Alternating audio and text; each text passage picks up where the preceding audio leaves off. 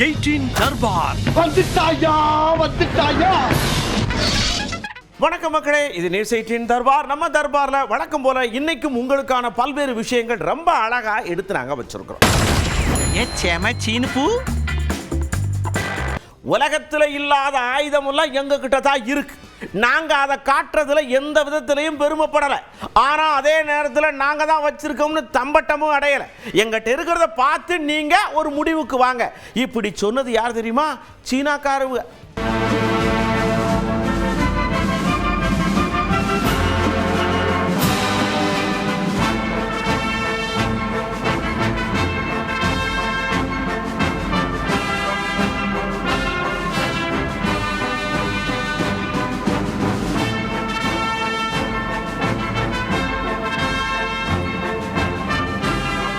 அகிலேஷ் யாதவ் இருக்கார் இல்லையா, அவருடைய நெருங்கிய நண்பர் போல் இருக்கு.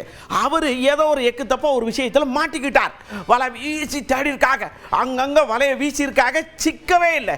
என்னடா இது அப்படின்னு தேடி பார்த்தா மனுஷன் அவர் வீட்டிலேயே இந்த சிலாப்புல பண்ட பாத்திரத்தெல்லாம் போட்டு வைப்போம்ரா, அதுக்கு பின்னாடி ஒளிஞ்சிட்டு மேலே எல்லாம் துணியை போட்டு கவர் பண்ணி அங்கனே இருந்திருக்கார். இப்போ தான் கண்டுபிடிச்சிருக்காங்க.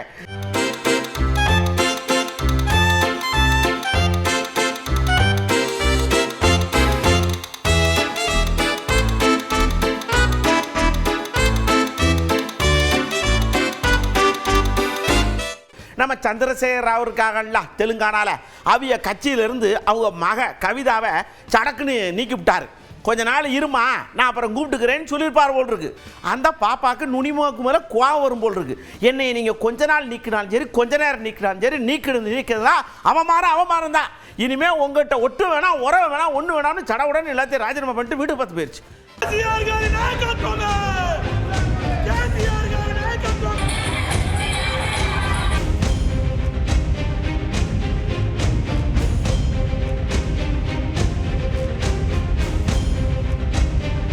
இந்த உலகத்தில் இருக்கக்கூடிய எல்லா தொழில்நுட்பங்கள், சினிமா சார்ந்த தொழில்நுட்பங்கள்லாம் கரைச்சு குடிச்ச நம்ம உலக நாயகன் இப்போ நாடாளுமன்றத்தில் போய் தன்னுடைய புஜபல பராக்கிரமத்தை காட்டுறதுக்காக எம்பி ஆயிருக்கார் இல்லையா. அவர் வந்தார் ஏர்போர்ட்டில். அவரை பிடிச்சி ஐயா இந்த மாதிரி அமெரிக்காக்காரர் ட்ரம்ப் இருக்கார்ல, வரியா போட்டு நம்மளெல்லாம் மனசை கஷ்டப்படுத்தி வயிற்று அடிக்கிறாரு, இதை பற்றி நீங்கள் ஏதாவது ஒரு வார்த்தை சொல்லப்படாதான்னு கேட்டால் சொல்கிறது என்னங்க, எழுதியிருக்கேன் படித்து பார்த்து தெரிஞ்சுக்கங்கன்னு பக்காவா சொல்லிட்டு நைஸாக நழி ஓடிட்டார். நான் அதை பற்றி ஒரு பெரிய கட்டுரையே எழுதியிருக்கேன்.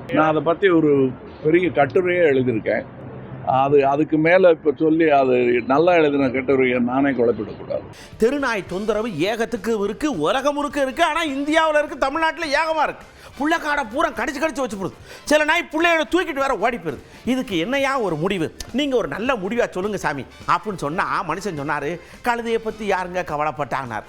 ஏங்க நாங்கள் நாயை கேட்டோம்ங்கன்னா கழுதை நாய் ஒன்றுதாங்கன்ற மாதிரி பேசினாரு. இப்போ வரைக்கும் அதுக்கு விவரம் தெரிஞ்சுக்கிட்டு இருக்கோம். தீர்வு ரொம்ப சிம்பிள்ங்க. அதை விஷயம் தெரிஞ்சவங்க, உலக சரித்திரம் தெரிஞ்சவங்க, சமூக சுகாதாரம் என்னன்னு தெரிஞ்சவங்க, கழுதை எங்கே காணோன்னு யாராவது கவலைப்படுறாங்களா? கழுதைகள்லாம் காணாமல் போச்சா? நமக்காக எவ்வளோ பொதி சுமந்துருக்கு. இப்போ பார்க்குறதே இல்லையே கழுதை யாராவது காப்பாற்றணும்னு பேசுகிறாங்களா? எல்லா உயிர்களையும் காப்பாற்றணும், எவ்வளோ முடியுமோ காப்பாற்றணும், அவ்வளோதான் என்னுடைய கருத்து. நம்ம துணை முதல்வர் உதயநிதி ஐயா ரொம்ப பக்குவப்பட்டிருப்பார் போல் இருக்கு. அதாவதுங்க, இந்த சமுதாயத்தில் ஏற்றத்தாழ்வே இருக்கக்கூடாதுங்கிற மாதிரி தான் நான் பேசினேன். ஆனால் அதுக்காக என் மேலே கேச போடுறேன், அது இதுன்னு என்ன வேணாலும் சொல்லிக்கிட்டு இருக்காங்க. எது வேணாலும் சொல்லட்டும். எதிர்காலத்தில் மக்களுக்குள்ள பிரிவுகள் இருக்கக்கூடாது, எந்த ஒரு ரூபத்திலையும் அதை அனுமதிக்க முடியாது அப்படிங்கிற ரீதியில் எடுத்து சொல்லியிருக்கிறாரு. எதுக்குன்னு பாருங்க. ஒரு 3 வருடங்களுக்கு முன்பு நான் நிகழ்ச்சியில் கலந்துக்கிட்டேன். அந்த நிகழ்ச்சியில் நான் பேசினது, பிறப்பால யாரும் உயர்ந்தவர் தாழ்ந்தவர் கிடையாது, பிறப்பால ஏற்றத்தாழ்வு கிடையாது, அப்படி ஒன்று இருந்துச்சுன்னா அதை ஒழிச்சு கட்டணும் அப்படின்னு பேசினேன். ஆனால் அதையும் திரிச்சு நான் ஒரு இனப்படுகொலையை தூண்டி விட்டுட்டேன், ஒரு ஜெனோசைடை கிளப்பி விட்டுட்டேன் அப்படின்னு என் மேலேயே பொய் செய்தி பரப்புனாங்க. என்னுடைய பேச்சை திரிச்சு நான் சொல்லாத விஷயத்த சொன்னேன்னு ஒரு கும்பல் நாடு முழுக்க அந்த வதந்தியை பரப்புச்சு. அதுக்காக என்னுடைய தலையை சீவி கொண்டு வந்தால் ஒரு சாமியார் 10 லட்சம் தரேன் அப்படின்னாரு. இன்னொரு சாமியார் அதுக்கு போட்டி போட்டுட்டு உதயநிதி தலையை சீவி கொண்டு வந்தா நான் 10 லட்சம் இல்லை 1 கோடி தரேன் அப்படின்னு என்னுடைய தலைக்கு விலை பேசினாங்க. உடனே மன்னிப்பு கேட்க சொன்னாங்க. நான் சொன்னேன் மன்னிப்பு கேட்க முடியாது, நீ யாரை வேணா போய் பார்த்துக்கோ, எந்த கோர்ட்டுக்கு வேணா போ, எந்த வழக்கையும் சந்திக்க நான் தயார், நான் பேசினதுல எந்த தப்பும் கிடையாது அப்படின்னு சொன்னேன். மற்ற மாநிலங்கள் போல தமிழ்நாடு எதையும் உடனே நம்பாது என்பதற்கு இங்கே வந்திருக்கக்கூடிய மாணவ செல்வங்கள் நீங்கள் தான் அதற்கு சாட்சி. இதற்கு மிக மிக முக்கிய காரணம் என்னன்னா, இது தந்தை பெரியார் அவர்களால் பண்படுத்தப்பட்ட மண். தந்தை பெரியார் அவர்கள் என்ன சொல்லிட்டு போயிருக்காரு, அவர் என்ன சொன்னார், ஒரு விஷயத்தை யார் சொன்னாலும், ஏன் அதை நானே சொன்னாலும் அதை நீ நம்பாதன்னு சொன்ன ஒரே தலைவர் தந்தை பெரியார் அவர்கள் தான். அப்படியே நம்ம செங்கோட்டை ஐயா எங்கேயோ போயிட்டு இருந்தவரை டப்புன்னு பிடிச்ச உடனே ஐயா மனசாட்சி அப்படியே மட்டமல்லாக்க திறக்கம்னு சொன்னிட, எப்போ திறப்பியா எப்படி திறப்பியா கொஞ்சம் விவரம் சொல்லிட்டு போலாம்ல அப்படின்னு கேட்டான். சடக்குன்னு வந்திருக்க காலையில் 9 மணிக்குன்ட்டு படக்குன்னு கிளம்பிட்டார்லாம். இதில் நான் எப்படின்னாங்க உங்களுக்கு தெளிவாக சொல்லிடுறேன். என்னுடைய கருத்துக்களை தொண்டர்கள் கருத்து பிரதிபலிக்க போகிறோம், அவ்வளோதான், வேற ஒன்று இல்லை. கட்சி ஆஃபீஸில் தான் கண்டிப்பாங்களா சார், மண்டபத்துலைங்களா சார்? அந்த மாதிரி கட்சி ஆஃபீஸில் தான், கட்சி ஆஃபீஸில் தாங்க.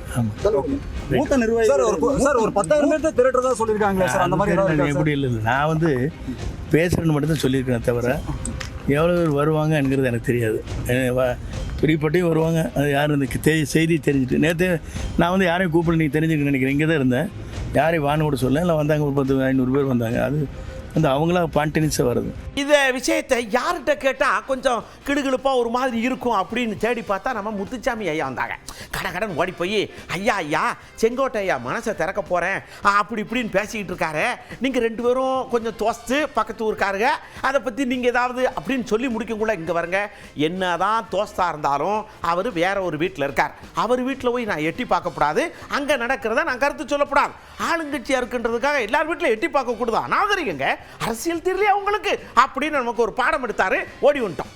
இதை பற்றி எங்களுக்கு ஒரு கருத்து சொல்கிறது தப்பாக இருக்கும். ஒரு கட்சி, அந்த கட்சியில் இருக்கிற ஒரு முக்கியமான ஒரு தலைவர் லெவலில் இருக்கிறவர், இப்போ நாங்கள் பாட்டுக்கு எதையாச்சும் சொல்கிறதுங்கிறது அது ஒரு நியாயமான கருத்தாக இருக்காது. அவங்க என்ன முடிவு எடுக்கிறாங்க என்னங்கிறது நமக்கு தெரிஞ்சால் தான் அதை பற்றி நாங்கள் பேச முடியும்.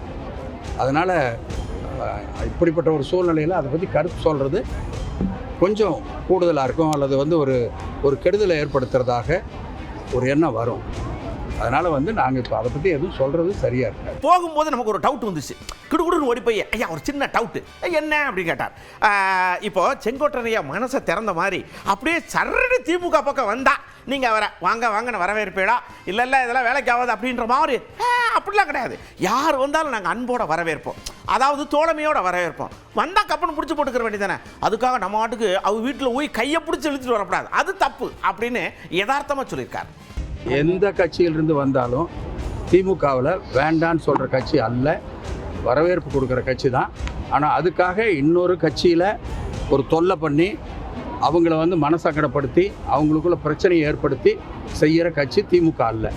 அதனால் நேச்சுரலாக நடக்கிற பொழுது அதுக்கு உரிய மரியாதை கிடைக்கும். அது நீங்கள் நடைமுறையில் நீங்கள் பார்த்துக்கிட்டு இருக்கிறீங்க திமுக பொறுத்தவரையில் அந்த மாதிரி. ஆனால் எந்த காரணத்தை கொண்டும் அங்கே ஒரு குழப்பத்தை ஏற்படுத்தியோ அந்த மாதிரி பண்ணுறதுக்கு திமுக இல்லை. ரொம்ப நிதானமான ஒரு விஷயத்துக்காக நம்ம ஐயா வந்தாங்க, பெரிய ஐயா தைலாபுரத்து ஐயா நான் டைம் கொடுத்தேன், அன்புமணிகிட்டேருந்து ஒரு பதிலும் வரல, இருந்தாலும் ஒரு தடவைக்கு 2 தடவை கொடுக்கணும் இல்லையா, எடுத்தவங்க ஒருத்தவங்க செயல்பட்டால் அது என்னுடைய வயசுக்கு நல்லா இருக்காது மரியாதை, அதனால் திருப்பி ஒரு வாரம் கொடுத்துருக்குறேன். இந்த வாட்டி எதுவும் பதிலுக்கு இதில் எதுவும் வரல அப்படின்னா முடிச்சு விட்ற வேண்டியதான். அப்புறமேட்டு என்கிட்ட என்ன ஐயா இப்படி பண்ணிட்டார் அப்படி பண்ணிட்டாரு யாரும் என்னைய கோச்சுக்கிறப்படாது, சரியா, நான் ரொம்ப நல்லவன் அப்படின்ட்டார். முதல் முறையாக அனுப்பப்பட்டதுக்கு பதில் வரல, நேரிலும் அல்லது எழுத்துப்பூர்வமாக அனுப்பணும்னு சொல்லி சொன்னால் அதுக்கு ஒரு பதிலும் வராதனால மறுபடியும் நிர்வாகக்குழு கூடி, மறுபடியும் இல்லை நிர்வாகக்குழு கூடி ஒழுங்கு நடவடிக்கை வேறு விதமாக பரிந்துரை செய்திருந்தது. அதையும் இந்த நிர்வாகக்குழு ஆராய்ந்தது. அதையும் ஆராய்ந்து இன்னும் ஒரு வார காலம் அவகாசம் கொடுக்கலாம் என்ற முடிவிலே 10ஆம் தேதி வரை மீண்டும் அவகாசம் கொடுக்கலாம் என்று இந்த ஒழுங்கு நடவடிக்கை குழு ஒரு மனதாக நிர்வாகக்குழு ஒரு மனதாக இரண்டாம் கட்ட நோட்டீஸுக்கும் விளக்கம் கொடுக்கலன்னா மீண்டும் ஒழுங்கு நடவடிக்கை குழு கூட்டம் நிர்வாக குழு கூட்டம் கூடி முடிவெடுக்குமா இல்லை எப்படி?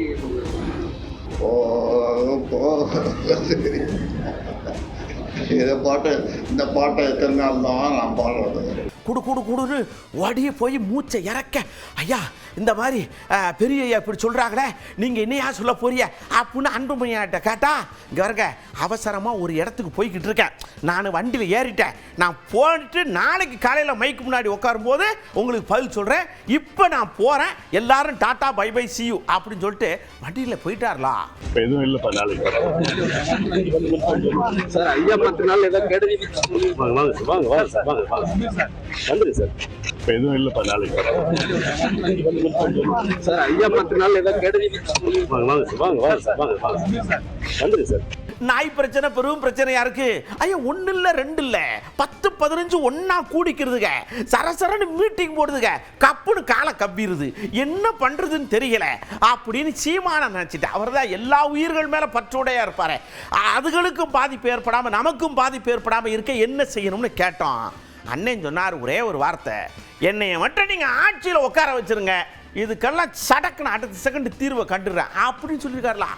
கழுதைன்னா ஒரு இழிபிறப்பு மாதிரி இருக்குது, கழுதையிலே அழிஞ்சிருச்சு, வண்ணத்து பூச்சி அழிஞ்சிருச்சு, சிட்டுக்குருவி அழிஞ்சிருச்சு, நம்ம எந்த அழிவையும் கவலைப்படலை, சக மனித சாவியை சைத்துக்கிட்டு தான் நம்ம போகிறோம். நாய்களை முற்றில் முழுதாக ஒழிக்கிறது என்ன பேராவத்துக்குன்னா எலிகள் பெருகும், அப்போ பிளேக் நோய் வரும். இப்போ இந்த நோய் அதிகரிக்குதுன்னா அந்த நோய் வரும், எதையும் ஒரு சமநிலையில் வைக்கணும். அப்போ அதை முறையாக மாநகராட்சி நாய்களை எடுத்து அதுக்கு தடுப்பூசி போட்டு அது பண்ணணும். சொர்க்கத்துக்குள்ள போறோம். பழனியில இருந்து தான் கூப்பிட்டாங்க. பழனி வழி அடிவாரத்தில் ஒரு கல்லூரி இருக்குது, தனியார் கல்லூரி. அந்த கல்லூரியில ஓணம் பண்டிகை கொண்டாடி இருக்கிறாங்க. அங்க படிக்கிற புள்ளக்காடுங்க. இந்த மகாபலி மன்னர் இருக்கார்லையா, ரதத்துல தான் வருவாரா, அப்படியே சொகுசு கார்ல வந்தா எப்படி இருக்கும்னு காட்டினாங்க பாருங்க. அடேங்கப்பா, அந்த கார்ல இருந்து மன்னன் காலை எடுத்து கீழே வச்சாரு, சொர்க்கம் சொங்கின்னு மேலாக்க வருது.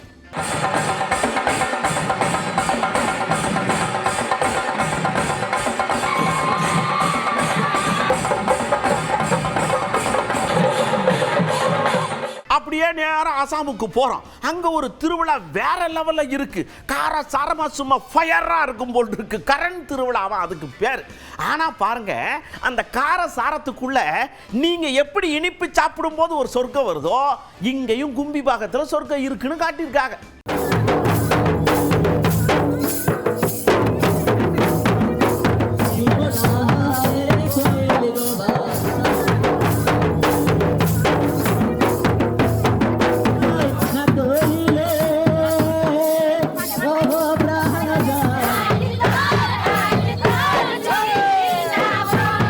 சொர்க்கம் வந்து பிள்ளைகளோட பிள்ளைகளாக நம்ம மாறுகிற பொழுது இருக்குன்னு ரவீந்திர ஜடேஜா இருக்கார்ல, சுழற்பந்து வீச்சாளர், அவங்களுடைய மனைவி எம்எல்ஏவா இருக்காங்கல்ல, அவங்க நிரூபிச்சிருக்காங்க.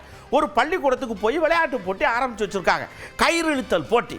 இவைய ஒரு பக்கம் இழுக்க, புள்ளக்காடு ஒரு பக்கம் இழுக்க, அங்க இங்க இழுக்க அங்க இழுக்க, சொர்க்கம் மட்டும் நடுவுல தாண்டவம் ஆடுது.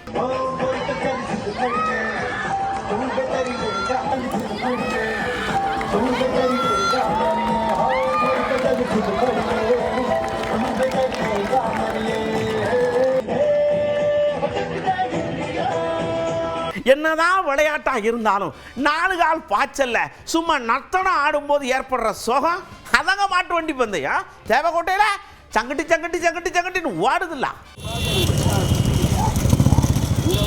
ஓடி ஓடி ஓடி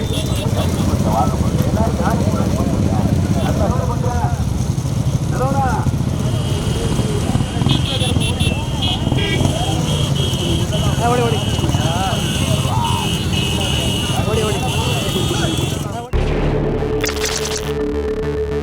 இப்போ நம்ம நேராக உசாருக்குள்ள போறோம். பொதுவாக அரசு மருத்துவமனைகளை நமக்கு கொஞ்சம் பார்க்கும்போதே லைட்டா ஒரு மாதிரி இருக்கும். என்னன்னா அந்த மருத்துவ வாசனை, அதுக்கப்புறம் மருந்து, அப்படி இப்படின்னு கொஞ்சம் எல்லாரும் சொல்லுவாங்க.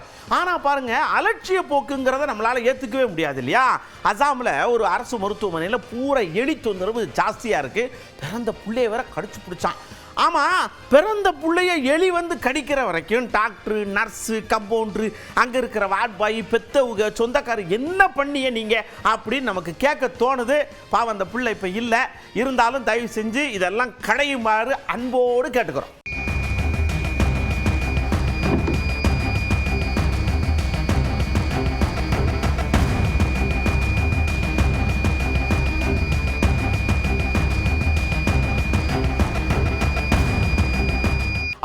அஸ்ஸாமில் எலி பிரச்சனைனா கொடைக்கானல்ல குரங்கு பிரச்சனை. அதுக்கு பாட்டுக்கு செவனேன்னு இருந்ததை ஏதாவது கொடுத்து சாப்பிட கொடுத்து பழக்கி விட்டு இப்போ யாரு போனாலும் ஏய் பிசுக்கட்டை கொடு, பழத்தை கொடு, பண்டத்தை கொடுன்னு பாடா படுத்துது. தயவு செஞ்சு குரங்குகள்கிட்ட உங்க சேட்டையை காட்டாம இருங்க.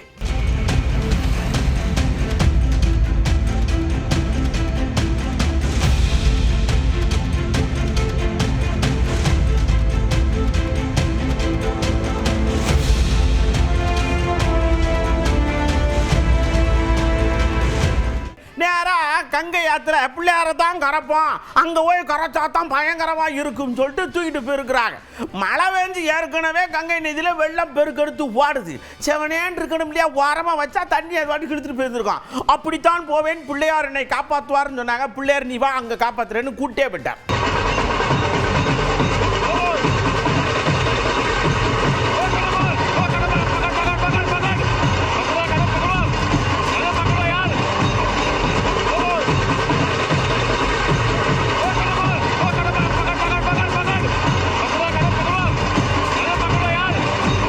ராஜஸ்தானில் இப்படி தான் பாருங்க, அங்கேயும் தண்ணியாக ஓடுது இல்லை. ஓடும்போது என்ன இப்படி எல்லா இடத்துலையும் தண்ணியாக இருந்தால் எப்படி போகிறதுன்னு ஒரு டிரைவர் பள்ளிக்கூடத்து பிள்ளைகளை வச்சுக்கிட்டு சரன்னு சரி போயிடுவோன்னு இழுத்துக்கொண்டே போயிட்டார். ஆனால் இந்த அதீதமான தன்னம்பிக்கை இருக்குல்ல, அது ரொம்ப ஆபத்தானது. தயவு செஞ்சு பிள்ளைகளை விட்டுட்டு நீங்கள் போயிருந்தா கூட பிரச்சனை இல்லை. இனிமேல் இந்த மாதிரி ரிஸ்க் எடுக்காதுங்க பள்ளி டிரைவர்.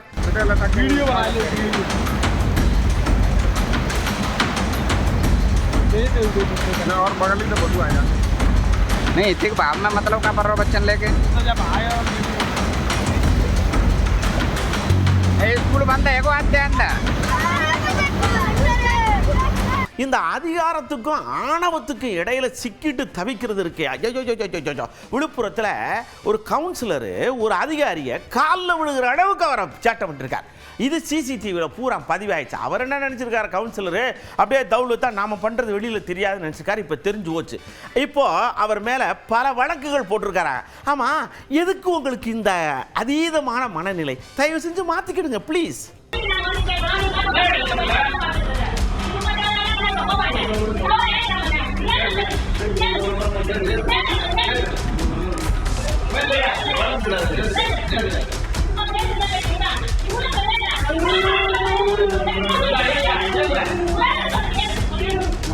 தருமபுரியில் ஒரு டீச்சர், ஒரு தலைமை ஆசிரியர், அவருக்கு சாப்பிட்டு முடிச்ச உடனே கொஞ்சம் அப்படி காலை நீட்டி படுத்தா நல்லா இருக்குமேன்னு படுத்திருக்காரு.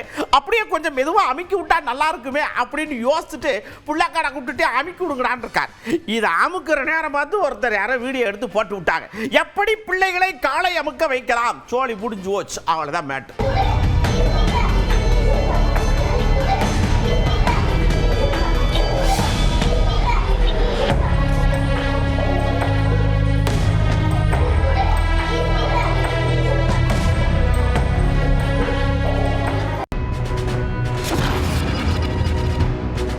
இன்னைக்கு நாம மக்கள் கருத்து இல்லை, ஆசிரியர்கள் கருத்துன்னு கூட சொல்லலாம்.